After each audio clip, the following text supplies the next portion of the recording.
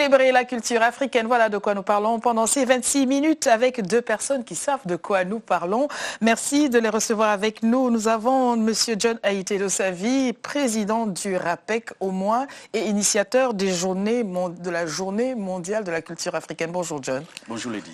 Merci d'avoir accepté de venir nous reparler de cela sur le plateau. Nos téléspectateurs ont dû en entendre parler déjà. On est là pour revenir sur ces points. Vous n'êtes pas seul John, vous êtes avec Florence Elomoakoa. Bonjour Florence. Bonjour Lady. Vous êtes promotrice culturelle et vous travaillez de concert avec M. Ayité-Dossavi sur le plateau. Alors célébrer la culture africaine, pourquoi? Alors je crois qu'il est tout autant important que mes frères et mes sœurs sachent qu'aujourd'hui l'Afrique a besoin d'un symbole. L'Afrique a besoin d'un repère, un repère qui permettra justement à l'Afrique de prendre un nouveau départ. C'est vrai qu'aujourd'hui, l'Afrique se cherche, l'Afrique est à la croisée des chemins. Tout est à faire en Afrique. Il n'y a pas de priorité de part sur le plan matériel et d'autres priorités qui sont des moindres sur le plan spirituel. Ce que nous avons d'essentiel, et quand on a tout perdu, disait un grand homme, ce qui nous reste, c'est notre identité, notre valeur, notre culture en gros.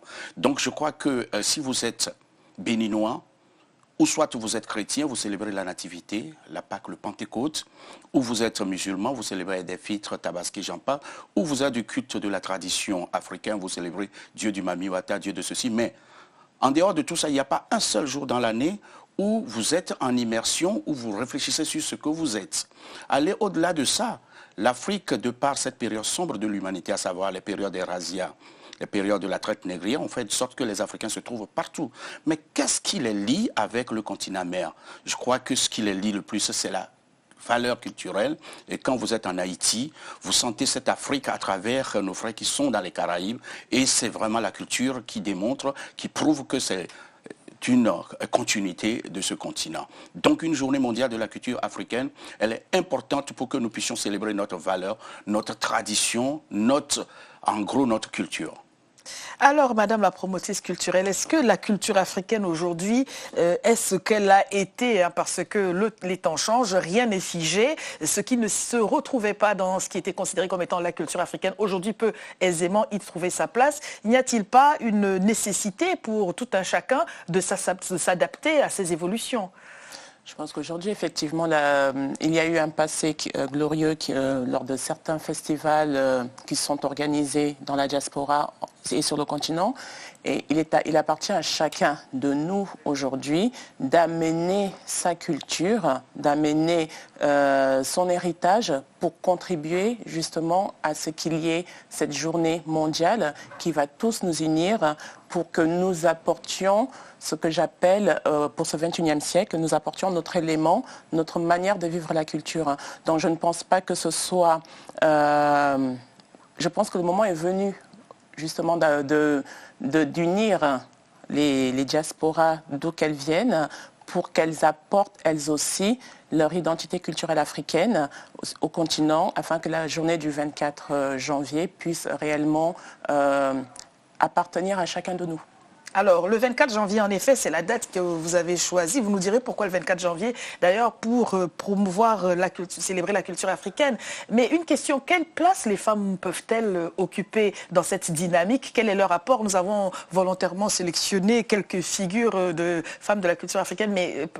Quelle place peuvent-elles occuper déjà en tant que promotrices culturelles? Est-ce que c'est une manière de marquer son empreinte féminine dans une telle dynamique? Et puis, pour les autres artistes? Dans nos cultures ancestrales et actuelles, on dit souvent que la culture se transmet par la mère. C'est la mère qui transmet la culture aux enfants. Et je pense qu'aujourd'hui, il appartient aux femmes de se mobiliser davantage pour défendre ces valeurs. Et il appartient aux femmes tout comme aux hommes. Mais la femme, elle a cette particularité qu'elle porte en elle un héritage qu'elle transmet par la nativité et que... À bon sens, il n'y a pas de...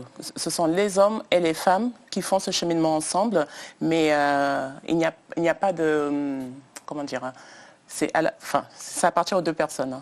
Alors, John, je vous ai présenté comme président du RAPEC. On va déjà revenir sur le RAPEC et puis ensuite rentrer dans les JMCA. Bien sûr. Alors, D'abord, le RAPEC, c'est le réseau africain des promoteurs et entrepreneurs culturels. C'est un réseau qui est né au Burkina Faso en 2007. C'est une démarche qui constitue justement à parler de la culture dans son apport au développement de l'Afrique. Ce qui veut dire que la culture africaine, elle est toujours promotionnée, et elle a le vent en poupe dans un certain nombre de countries, que ce soit en Europe ou aux États-Unis. Et les acteurs et entrepreneurs culturels africains tirent le diable par la queue. Donc ça veut dire quoi? Ça veut dire que ces acteurs ne sont pas considérés comme des entrepreneurs économiques à part entière. Donc nous avons lancé ce réseau pour justement aller vers un congrès panafricain susceptible de pouvoir parler maintenant avec nos autorités, mettre au cœur des préoccupations de nos États la place de la culture dans le développement de l'Afrique. Et vous savez, des grandes idées doivent rencontrer des grands hommes, doivent rencontrer des grandes identités. C'est ce qui s'est passé. Tout de suite, l'UNESCO a pris possession de notre démarche pour nous accompagner jusqu'à l'organisation du premier congrès panafricain qui s'est déroulé en 2011. Ce congrès panafricain a eu aussi, comment dirais-je, cette particularité de rassembler d'autres institutions. C'est la première fois dans l'histoire de l'Afrique que la société civile lance cette dynamique et que la société civile prend réellement sa responsabilité de mettre sur pied un certain nombre de recommandations à l'endroit de nos États, à l'endroit des institutions internationales, à l'endroit aussi, bien sûr, de ceux qui sont des promoteurs entrepreneurs culturels eux-mêmes. À ce titre, le premier congrès panafricain a eu à proposer plusieurs recommandations. Nous avons présenté le rapport général au siège des ACP pour donner un crédit institutionnel à ce rapport. Et c'est là où est né justement ce projet dont nous chérissons tous ensemble, à savoir la mise en place d'une date symbolique pour célébrer ce que nous sommes. Le RAPEC a eu à œuvrer sur d'autres champs de bataille pour justement faire de sorte qu'on ne peut plus continuer à parler que de la promotion, mais parler maintenant de la place de la culture dans le développement de l'Afrique et de l'entrepreneuriat culturel. Alors, quand vous disiez tout à l'heure, Florence, afin que chacun puisse y trouver sa place, qui est ce chacun? Est-ce que parler de la promotion de la culture africaine, c'est restreindre cela aux Africains seulement, ou entendez-vous que l'Asiatique ou je ne sais pas qui au pôle Nord viennent allègrement et légitimement s'y retrouver lui aussi? Alors moi, je vais revenir très en arrière quand on dit que l'humanité vient d'Afrique et que... Dit-on qu'elle s'est ensuite répandue dans le monde. Il appartient à tout un chacun qui aime la culture, qui trouve dans cette culture un message universel de partage entre les hommes. Il appartient à l'Esquimau, à l'Asiatique, à toute autre personne désireuse de participer à cette grande rencontre, de se joindre à l'événement.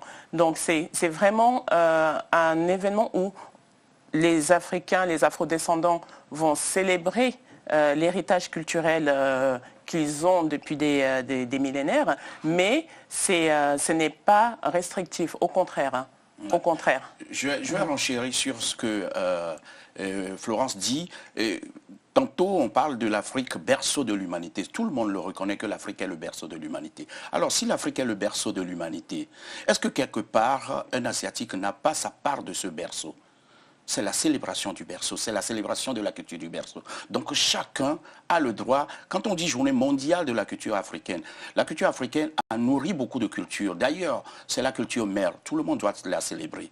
Et il est plus qu'important aujourd'hui que l'Afrique montre le chemin. Il n'y a pas la journée mondiale de la culture européenne ni asiatique. Pas encore. Oui, donc l'Afrique est en train d'initier une démarche valorisante pour notre peuple. Et pour le peuple du monde, car l'Afrique est la mère nourricière du monde. Donc on peut y revenir justement sur le symbole de la date. Nous allons partir en image sur le compte à rebours qui avait été mis en place. Et vous avez quelques points à élucider, en tout cas pour ceux de nos téléspectateurs qui étaient dans l'attente de cela. On regarde ceci.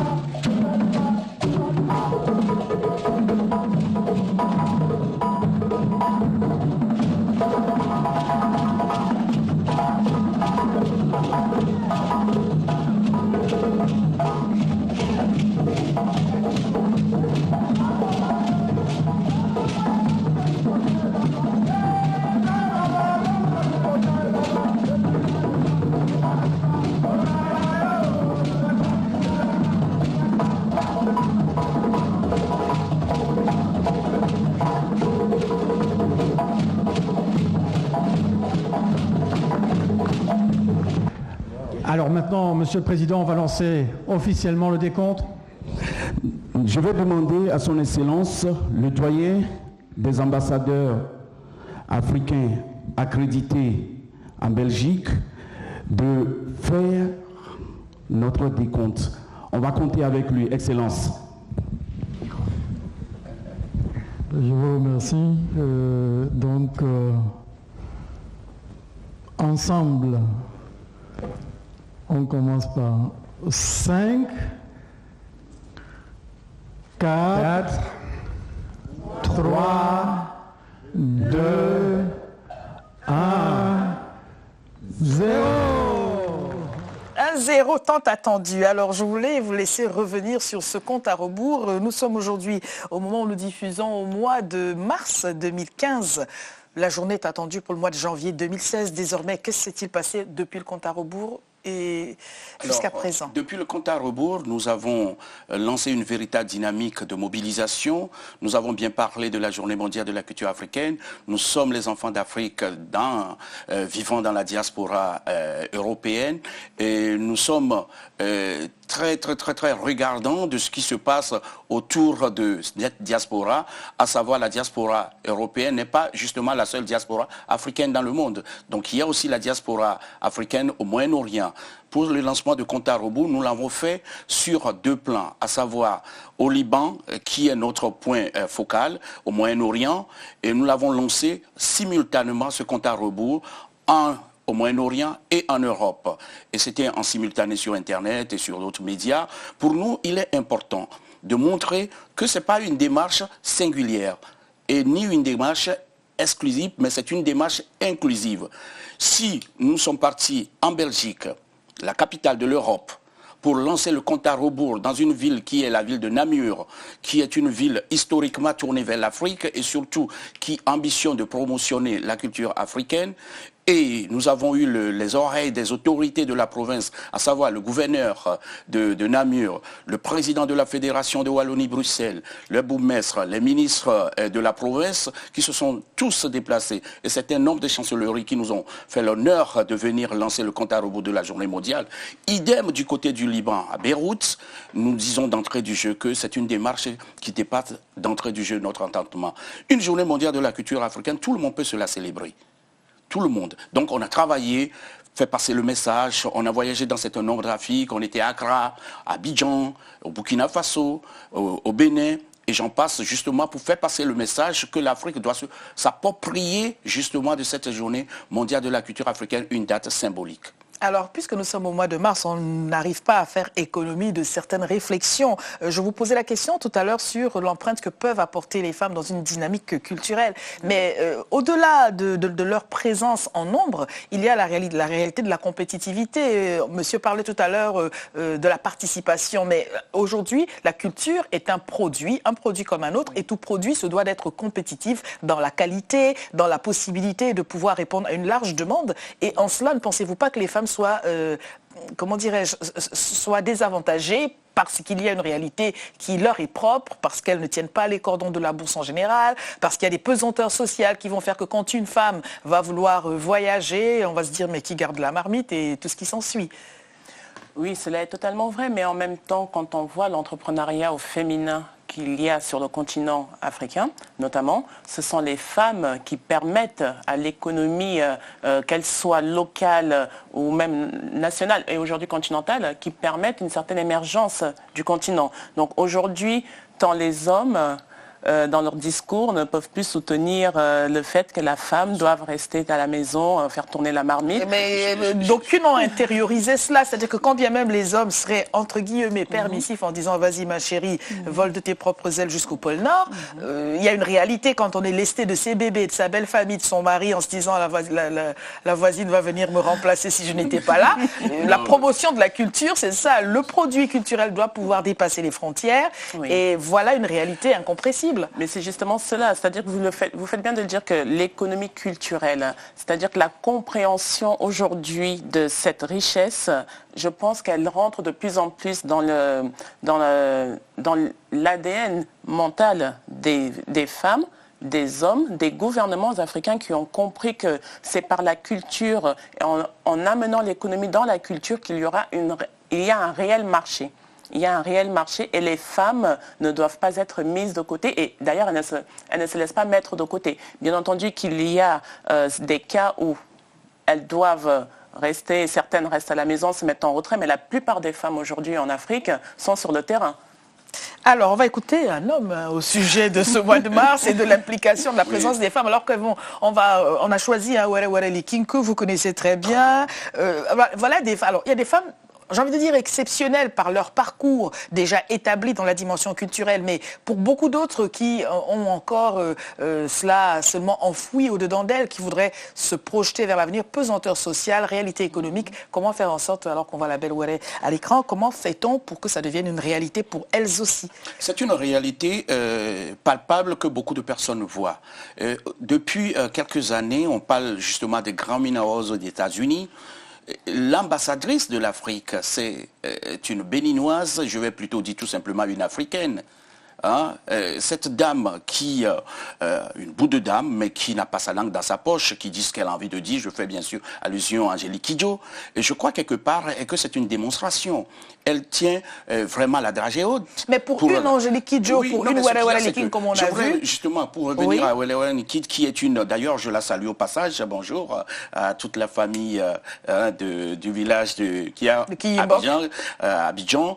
Et Were Were Liking, dès qu'elle a appris la mise en place du premier congrès panafricain, le combat que mène le RAPEC, elle a tout de suite adhéré à cette cause. Elle avait fait le déplacement d'Abidjan à Lomé dans le cadre du premier congrès panafricain. Elle a dirigé un des ateliers sur la place de la culture dans le développement de l'Afrique. Donc vous voyez bien sûr que ce n'est pas une question de femmes ou du sexe féminin ou du sexe mâle. C'est une question de détermination. C'est une question de valeur. Là où il y a des bons, il y a des mauvais. Il y a des hommes qui sont très mauvais. D'ailleurs, il y en a plus que chez les femmes. Est-ce que vous pouvez nous le redire une fois encore? Mais bien sûr, je vais le dire allègrement, même sans faire l'économie des mots. Là où il y a des bons, il y a des mauvais. Il y a des mauvais chez les hommes. Et d'ailleurs, il y en a plus chez les hommes que chez les femmes. Donc je crois qu'il est important que les femmes puissent prendre cette responsabilité dans le cadre du mois de mars. Non, je ne crois pas. J'ai toujours tenu ce discours. Ça n'a rien à voir avec la célébration de la journée mondiale des femmes. Mais moi, je crois que la femme ne doit pas attendre qu'on lui donne sa place. Elle doit récupérer, elle ne doit même pas récupérer, elle doit prendre sa place. Alors, il y a une dimension concrète, hein, c'est la question que je posais à Florence Akoa. Il faut être compétitif culturellement aussi. Un spectacle se construit, c'est un produit comme un autre. Comment faire pour arriver à cela? Lady, je suis parfaitement d'accord avec vous, d'autant puisqu'on ne fait pas la différence. Et quand on parle de la culture, il y a deux facettes de la culture. Il y a la culture matérielle et la culture immatérielle. Mais la culture matérielle est soumise à la compétition. D'autant plus que moi, je pourrais prendre un exemple sur moi. J'adore Johnny Hallyday et j'aime bien Youssou N'Dour. Les deux ont sorti leur album le même jour. Mais j'ai que 10 € dans la poche. Je rentre chez un disquaire et mon cœur balance. Donc, ils sont en compétition.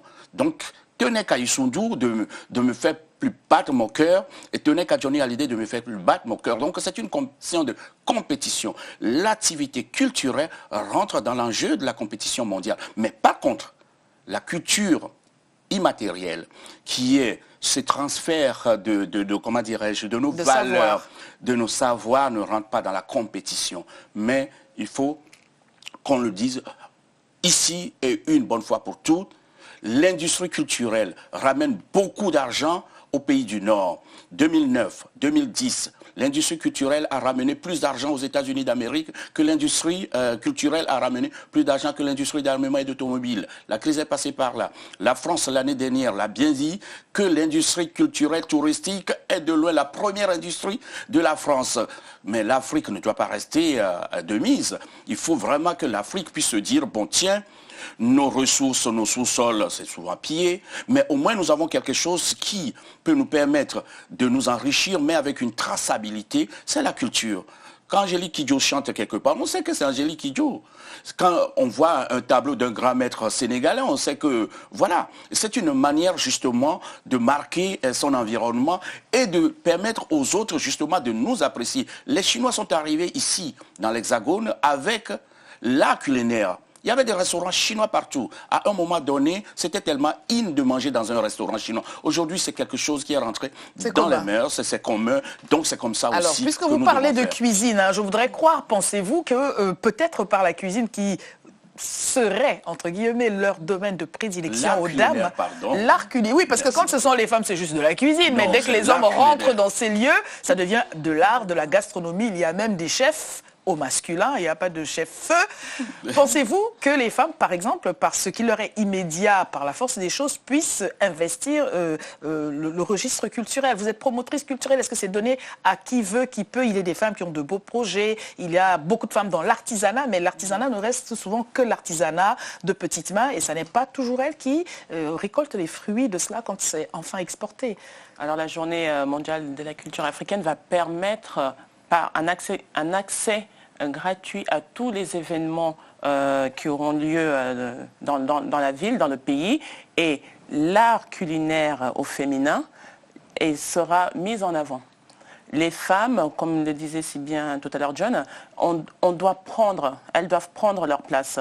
C'est-à-dire que nous sommes ouvertes à toutes les personnes, quelles qu'elles soient, les femmes notamment, dans l'art culinaire, qui viendront vers nous. Il ne faut pas justement qu'elles aient dans leur esprit le fait que non, ma petite cuisine de quartier, elle ne vaut pas la peine d'être mise en avant. Donc c'est vraiment dans toute la ville, dans tout le pays, que l'art culinaire, l'art sculptural, tous les arts vont être mis en avant, toutes les régions, toutes les gastronomies. Et aujourd'hui, les femmes doivent réellement s'approprier l'espace public pour ce genre d'événement. Ce qui demande une gymnastique cérébrale, c'est-à-dire que finalement, ce qui est considéré par l'extérieur de l'Afrique comme étant de l'art, est souvent tout simplement une dimension sociale. Je pile du maïs, je pile du maïs et je ne suis pas dans une démarche solennellement artistique. Mais je crois que c'est la valeur qu'on donne à ce qu'on fait qui peut justement donner son éclat ailleurs. Ici, en France, comme nous sommes à Paris, ici nous sommes en France, la cuisine africaine, la restauration africaine ne perce pas tout simplement parce qu'ils ne sont pas encore dans un esprit d'aller vers la restauration, comment dirais-je, de masse, merci pour l'emploi de mots. Et c'est ça l'intérêt. Il faut qu'on commence par réfléchir sur une dimension de vente à masse. Et à partir de ce moment, déjà les ingrédients vont coûter moins cher. Et aujourd'hui, quand vous voulez manger convenablement dans un restaurant africain, vous devez vous munir au moins de 10 et de 30 euros. Mais chez les autres, franchement, avec 15 euros, vous mangez allègrement. Donc je crois aussi que tout ça, ça ne permet pas à notre restauration, à la cuisine africaine, de se développer. Mais il faut vraiment, je ne vais pas dire restauration industrielle, je ne suis pas dans l'esprit de McDo, mais en tout cas, je crois que nous devons aussi inventer une autre forme de faire connaître notre art culinaire, de faire connaître ce que nous avons. Vous savez, quelqu'un qui vient chez vous, qui mange votre mets, et cette personne, en appréciant votre mets, deviendra votre confident. Et cette personne vous appréciera doublement. La journée mondiale de la culture africaine, si vous le voulez bien, on parlera du symbole de la date, mais nous allons réserver une véritable place à l'art culinaire. Le pays hôte nous fera une démonstration de l'art culinaire du nord au sud, de l'est à l'ouest, de ce qu'il a comme mets, et j'avoue bien sûr que c'est un des rendez-vous importants dans le cadre de la journée mondiale. Monsieur Dossavi a tous les arguments pour mobiliser ceux qui seraient encore réfractaires à ce qui est culture, au moins par les saveurs du palais. Peut-être que vous aurez envie d'être présent. Alors parlons, on va finir là-dessus sur ce 24 janvier. Alors rendez-vous au prochain 24 janvier 2016. Oui, tout à fait. Où, quand? Alors, où, quand? Je vais laisser à John l'initiative de la parole. D'abord, le 24 janvier, c'est une date très symbolique que beaucoup d'Africains ignorent et au-delà, bien sûr, de la communauté africaine. Le 24 janvier 2006, à Khartoum, les chefs d'État et de gouvernement ont adopté la charte de la renaissance de la culture africaine. À la bonne heure. Et nous nous sommes dit que voilà une date symbolique qui fera l'unanimité. Parce qu'on ne peut pas choisir n'importe quelle date pour célébrer la culture africaine. Il faut que cette date ait un sens. Personne ne peut aller contre cette volonté de nos dirigeants de nous avoir dotés d'une charte de la renaissance de la culture africaine. Donc nous, société civile, nous avons saisi ce bal au rebond pour dire voilà, nous avons bien sûr accepté que cette date du 24 janvier devient tout simplement la date de la célébration de la journée mondiale de la culture africaine. Et ça va se dérouler à Lomé, au Togo, avec un autre pays partenaire dont nous vous annoncerons bien sûr ce pays très prochainement. Merci d'être venu nous parler de cette dynamique heureuse. En tout cas, elle se présente ainsi. Rendez-vous donc à tous ceux qui nous regardent le 24 janvier 2016. Mais n'attendez pas ces dates-là pour aller ouvrir de grands yeux émerveillés. Peut-être pouvez-vous déjà tous vous mettre en liste pour cela. Tout le monde à sa place, c'est ce que vous aviez dit. Oui. Merci à tous les deux. www.jmca.in, c'est le site officiel de la journée mondiale. www.jmca.in.